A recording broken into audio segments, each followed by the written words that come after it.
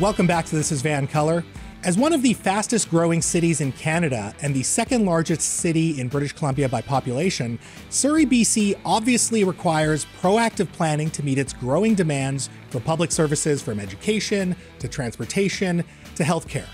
One vocal doctor claims that Surrey's healthcare has been chronically underfunded for decades, resulting in a decline in the quality of healthcare services and such a lack of capacity that thousands of Surrey mothers are actually being forced to go to Vancouver just to give birth. An emergency physician at Surrey Memorial Hospital, he is Dr. Randeep Gill. Dr. Gill, thanks so much for being here tonight. Thank you for having me. So we know that healthcare has issues across the provinces, whether it is staffing shortages, capacity issues, emergency room shutdowns. So in terms of what we're seeing in Surrey, is it just amplified because Surrey is that much bigger and has such a larger population? Or is the case of Surrey slightly different than perhaps the rest of the province? No, I believe it's slightly different because Surrey is a large city and is the only large city in Canada that cannot treat the three leading causes of death, which is stroke, heart attack, and trauma. They can't treat those? Those cannot be treated. And all of those patients need to be going north of the Fraser, so either they go to Royal Columbian or VGH. So those that infrastructure does not even exist in our hospital. So I can see the case that you're making in terms of chronic underfunding, because you would think that the second largest city in BC would have those capacities, no? Absolutely. And not only Surrey doesn't have it, south of the Fraser all the way to Boston Bar does not have that. So there's no neurosurgical interventions. There's no cardiac interventions. There's no trauma capacity. All of those patients need to be transferred. And the reason why we're making this case is that every single one of those disease processes have a very finite amount of time in order to intervene to have good outcomes. And usually it's the golden hour. So now if we're stuck in traffic, waiting for Patello Bridge, or waiting for Massey Tunnel, those patients are innately going to have poorer outcomes. How did we get here? Because I know obviously you've been very vocal, you've been leading public rallies as well to raise awareness, but it just feels like we've really let this go as a province for so long. So how come people were not vocal beforehand?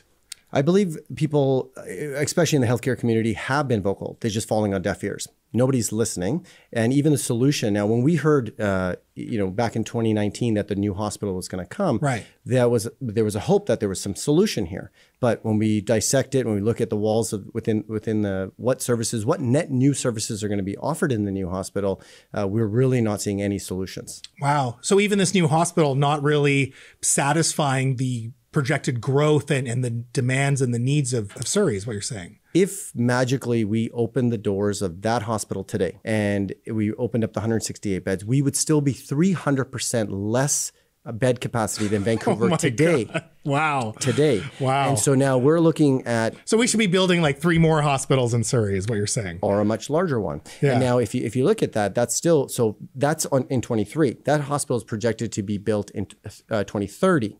Hopefully. So that's 7 years. Now, if you multiply the 1,200 new people coming into our city, that's 100,000 more people, patients, families that are going to be coming into this community. Wow. And so when we look at that trajectory and we see that what is the solution the province is offering right now?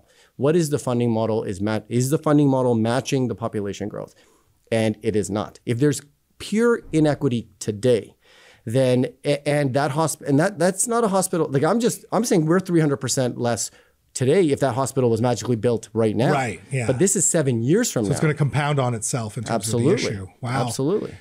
So is the issue basically then building out more capacity, either building a larger hospital, building more hospitals, building care centers? Like what else should the province be doing at this point? Well, they have to look at where the disease burden is. They have all this. They have every single piece of data, right? So in the South Asian community, which is predominantly in South Surrey or in Surrey and south of the Fraser, we have high blood pressure, diabetes, which leads to strokes, heart attacks, renal failure. Now, none of those can be managed south of the Fraser. Everything has to be north. So we have to bring services that match the disease process in the community that requires it. So instead of taking patients to physicians, it should be the opposite. You should be building institutions that's going to supply and support our community, which then can intervene in a timely fashion and people can have proper and good outcomes. Doctor, all of this makes sense. It seems to be very rational. It seems to be based in terms of evidence and demographics. Why is it being, why isn't the province listening? Why has this been neglected for so long? You know, I don't know the why, and I'll tell you. So even as physicians, we make mistakes, okay? I've made my fair share of mistakes. I've been in practice for 12 years. You make a mistake, you have a poor treatment plan, and you look at the evidence and you pivot. You hope to make, you then try to change your approach. So that is why we're hoping that the province will change their approach in this. Look, this was, John Horgan promised a new hospital in 2019. The plan is that there would be better care locally at home. Mm-hmm. Now, I will challenge the government saying, what net new service are you adding with this new hospital other than the 168 beds and an emergency department, but you are not adding a single life-saving intervention. We have, we have growing community, which is going to have pediatrics, maternity need. There's not a pediatric ward. There's not a maternity. There's no OB.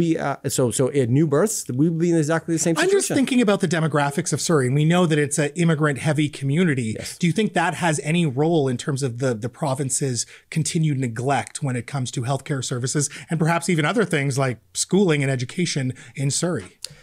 I truly hope not. But I do feel that those voices do get, it just gets blended out. Like our voices will get blended out because, the standard of care in other countries, people don't just leave their countries. They don't leave their homes. They come for a better area, a better Absolutely. place.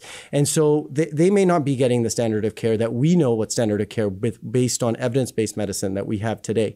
And so they may not be able to advocate for themselves and saying, hey, we should be having standard of care because they don't probably know what the standard of care is. And that's why we come on these shows and say, listen, we know what the standard of care is. You are absolutely not meeting the standard of care. We are constantly sending patients over the bridge with the hopes that they will have a good outcome. But if there is an accident, there's road blockages, if there's, a natural disaster, these patients are inevitably going to have a worse outcome. Absolutely.